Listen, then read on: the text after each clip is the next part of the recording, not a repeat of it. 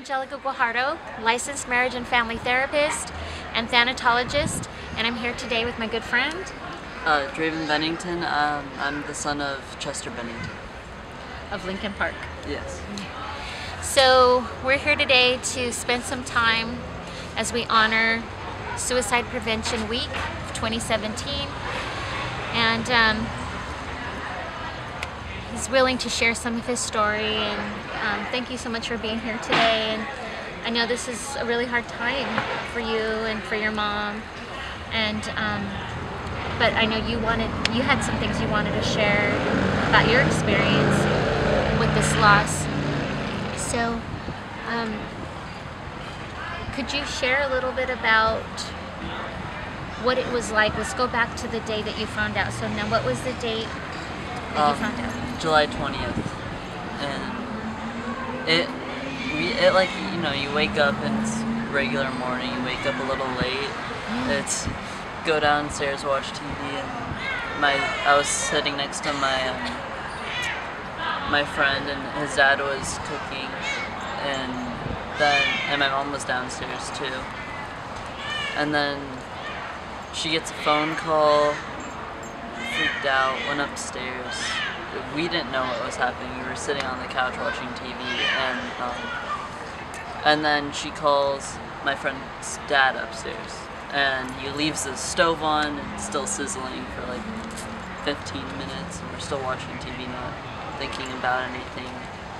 And then, you know, the doors in our house aren't very soundproof, so we can hear a lot of what's happening, but not like specifics, just like loud, like crying and stuff. So I'm just trying to think of everything that could have happened that wasn't like super serious. Like, so your mind was already starting to think things. Yeah.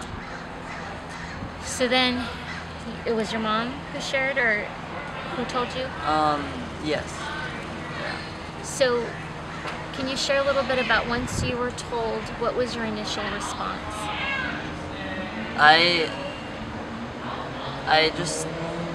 It was shocking. I really didn't expect it. Like, the thought popped in my head like once, and then I just thought it wasn't gonna be that way. Like, it can't be possible. Yeah. So, it's been 2 months. And as we talked about earlier, I feel like each day in grief time, or like a month, is like a day. Yeah. Because like the time is off. So it's in grief time, it's been like 2 days. Yeah. Since you've lost your dad. Yeah. And so there's a couple things going on that are so, as you know, just pretty complicated here, because obviously your dad died. That's enough. That's more than enough. And then knowing that he took his own life. Can you share a little bit about just like what you're experiencing right now, and what's that like for you to know that he's gone? It's, you know, it still doesn't feel like it actually happened. You always think like, oh, maybe he's like on vacation and someone just found someone else, and, you know, maybe he'll pop back, and I don't know. Like it was a mistake. Like, yeah. Like a big joke or spoof or something, a bad joke. Yeah. And then it's hard, because sometimes you just sit down and you start thinking about it, and like I came across old home videos that he had, and then just like things like that really start thinking, it sucks. Totally sucks. Yeah. I'm so sorry. So sorry. How are you? I mean, this is new. Like you said, 2 months, but 2 days. Yeah. How are you getting through right now, just day by day? How are you coping? I mean, it never really leaves my mind, but I just try to distract myself with like friends, other things, like maybe like walking the dog, or just playing video games, like just trying to get my mind into a different zone.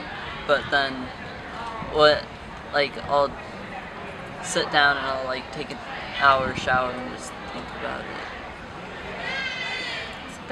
Those sound like good, healthy coping skills.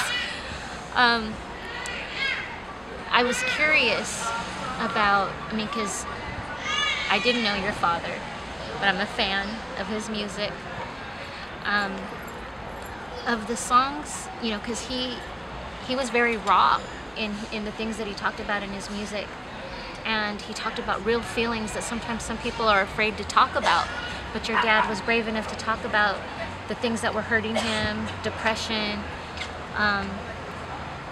And so I'm wondering, when you hear his music, is there any particular song that's meaningful to you or that you've placed thought?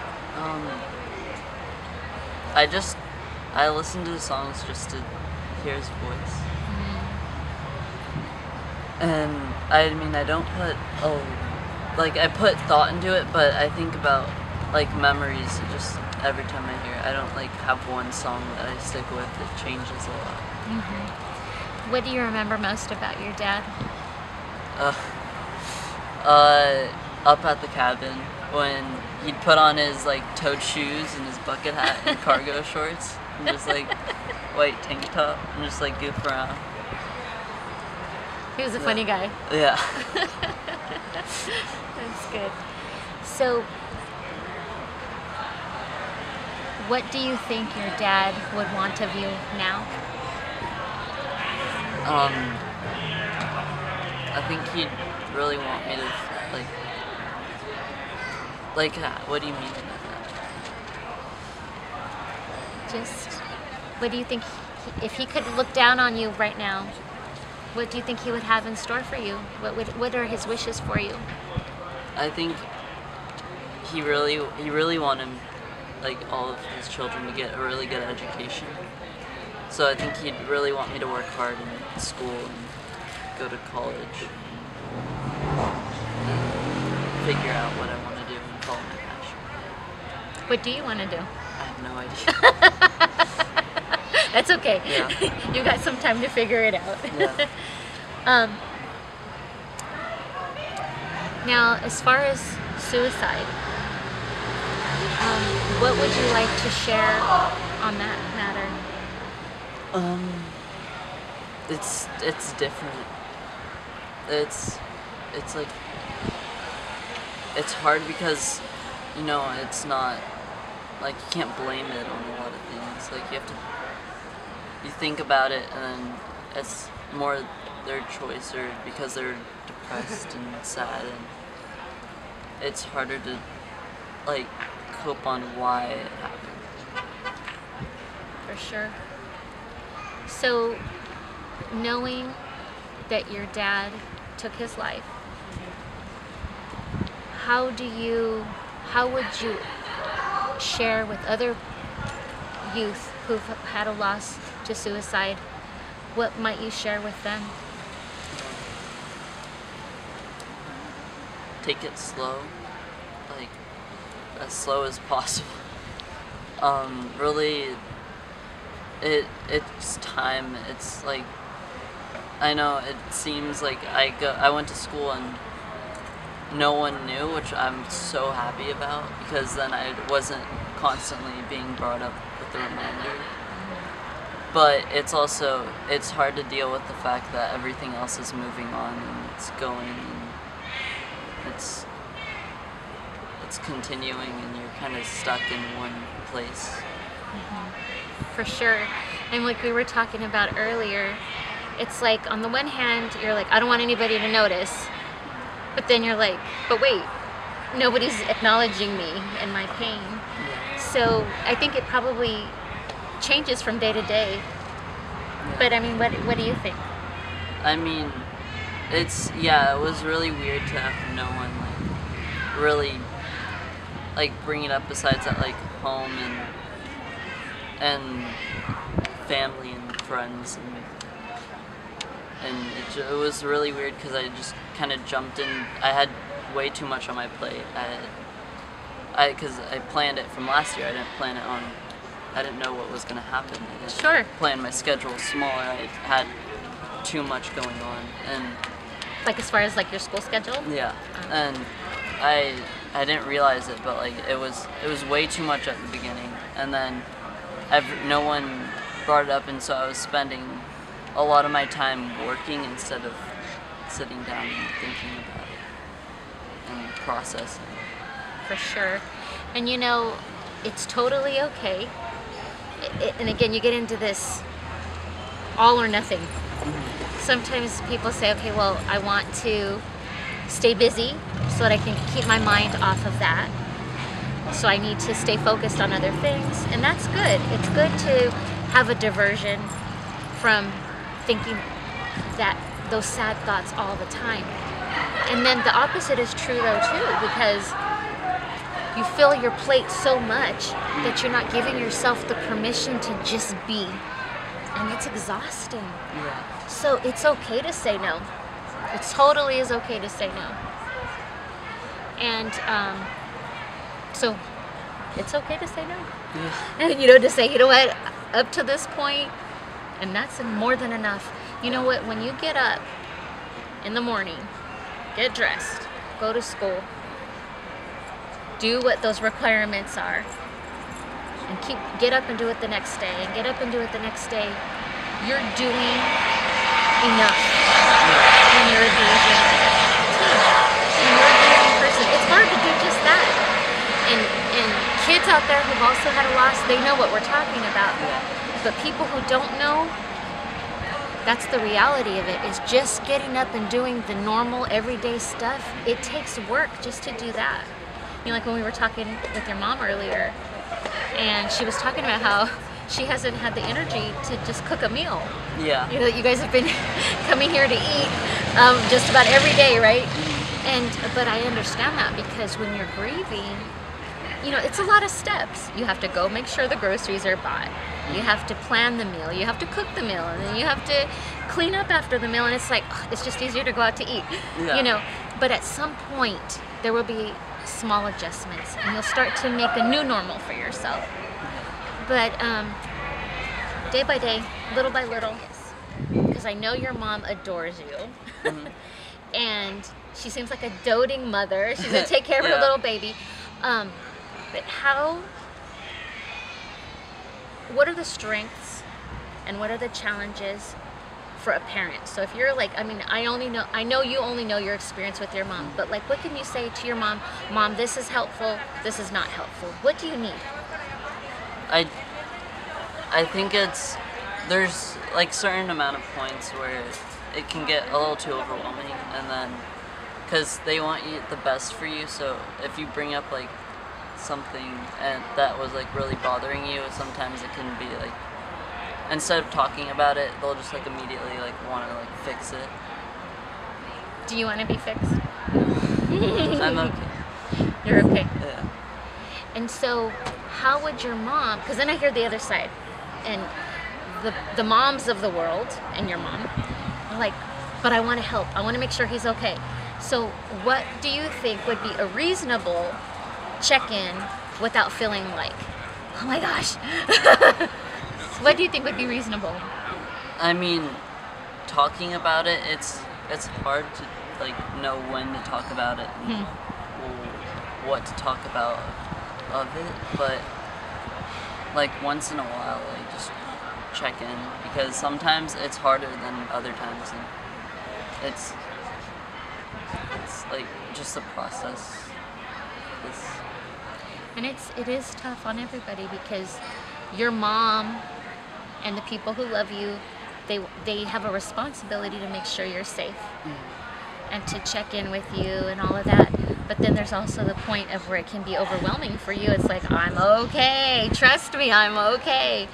So I think that the open communication is really important. Yeah.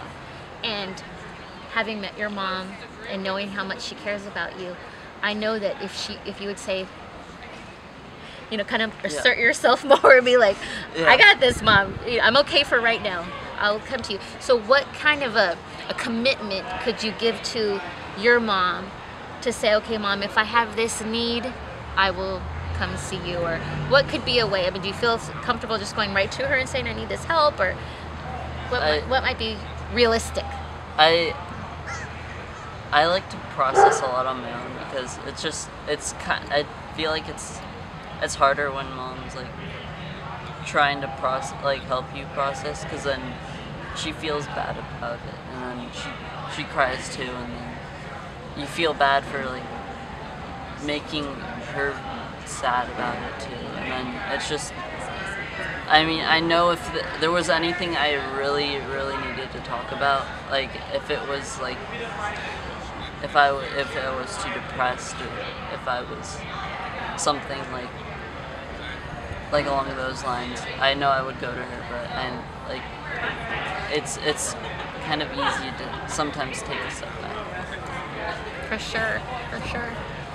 And so, since this happened, I'm sure you've gotten some information about suicide prevention, and plus knowing, having lived with it, knowing your dad had suffered with depression and such, what do you know are some of the signs to look for, or some maybe things to be cautious of?